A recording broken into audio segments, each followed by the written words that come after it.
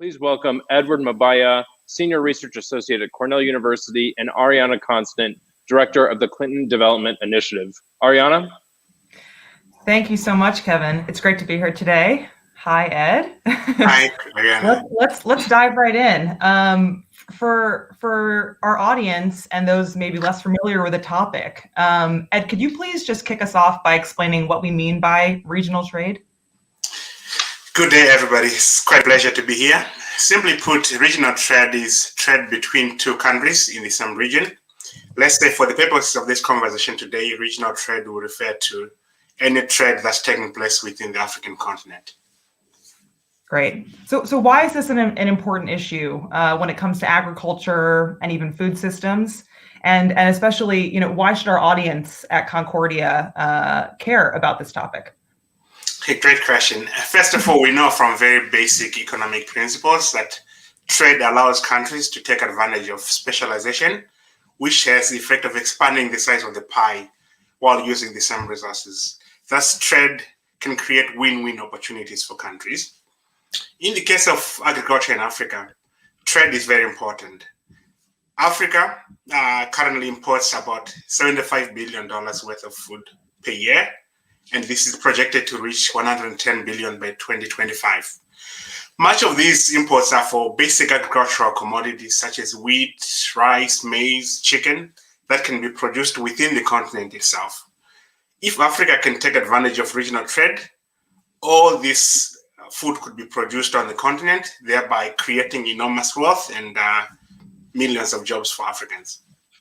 Amazing. So it seems like there's some really great benefits to increasing regional trade, but are they being taken advantage of? Can you talk a little bit about some of the barriers that you see in this space? Yeah, indeed, trade within Africa accounts for about 16% of the total trade, which is far behind other continents. There are many reasons to this, why trade within Africa is not that high. Let me just share some of the main ones. The first one dates back to 1884 at the Berlin Conference, where European powers decided to carve up Africa, ushering a century of colonial activity on the continent. While all countries in Africa are now independent, the colonial legacy still lingers. To date, trade between Africa and Europe still very much reflects colonial ties. For example, Francophone Africa are mostly trading with France.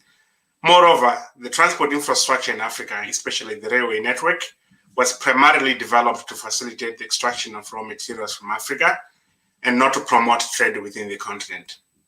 The second reason is that there are very high duties, both tariff and non-tariff measures, that are levied on trade within Africa.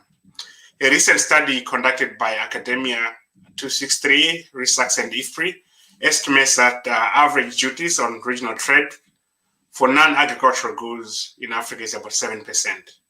For agricultural goods, that number is more than double at 15%. The same study also concluded that non-tariff barriers are far more important impediments to agricultural trade within Africa than tariff measures. The cost of all that time that is spent at the border, the endless paperwork and the red tape, it adds up to 50 to 90% of the cost of import and export within Africa. Unless these challenges are addressed, increased trade within Africa will remain just a pipe dream. Right. The challenges do seem to be significant, but not insurmountable with the right mixture of stakeholder engagement with an intent focus on some of these challenges. How can we turn some of these challenges into opportunities? And could you touch a bit on digital technology and how it's relevant to this space? Yeah, Ariana, I'm quite excited that now more than ever, there's a very strong willpower from the highest level of African governments to increase trade within the continent.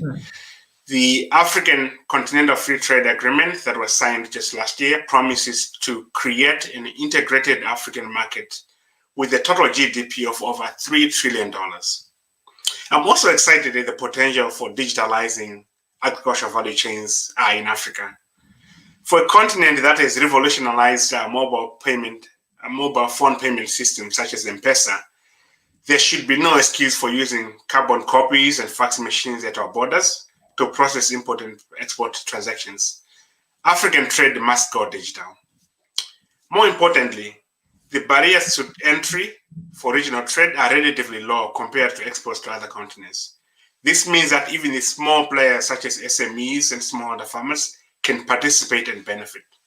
Ariana, I know that the Clinton Foundation has been doing great work with smallholder farmers to increase productivity while linking them to more lucrative export markets. Maybe you can share some of the examples from your work with our audience. Sure. Thanks, Ed. Yeah, my colleagues and I are working in Malawi, Rwanda, and Tanzania to connect farming communities to business opportunities in the agriculture sector, which definitely includes, in more recent years, regional trade. We do this through training, mobilization of individual farmers into groups and eventually cooperatives, as well as playing a brokerage role in developing relationships and de-risking interactions between farmer groups and other stakeholders, such as banks and markets, with the plan of these relationships existing without people like us, the Clinton Foundation, in the middle of the stakeholders interacting in a productive way. In Malawi, we work with more than 34,000 farmers, formed into 1,808 farmer clubs, 381 savings groups, and 15 legally registered cooperatives, which are all easy entry points into engaging in regional trade. These clubs are predominantly growing soybean, and for a long time, it really struggled to receive prices that made sense and were profitable for them to sell their soybean within Malawi. About 3 years ago, we formalized a partnership with Africa Improved Foods in Rwanda, who were looking for high quality soybean in large quantities for their market because they were unable to find it within their own borders. And so over the last 2 seasons working with them and with our farming communities in Malawi, they've purchased nearly 3,000 metric tons of high quality soybean, paying nearly $1.2 million to producing farmers in Malawi. You know, my aspiration is really to see this work scaled and for markets to think more purposefully about how smallholder farmers, an often excluded stakeholder group from these discussions, how can they more equitably participate and benefit from regional trade? You know, this is really a call to action, I think, for a lot of the market players to think about their sourcing, to think about their partnerships in this space, and maybe to even use our partnership and our work with Africa Improved Foods as an example and a plea to not forget the smallholder farmers and the role that they play in being able to produce high quality, large quantities of commodities that they're looking for. Now, and you know, through our work together over the last couple of years, that the success of this partnership didn't come without its own challenges.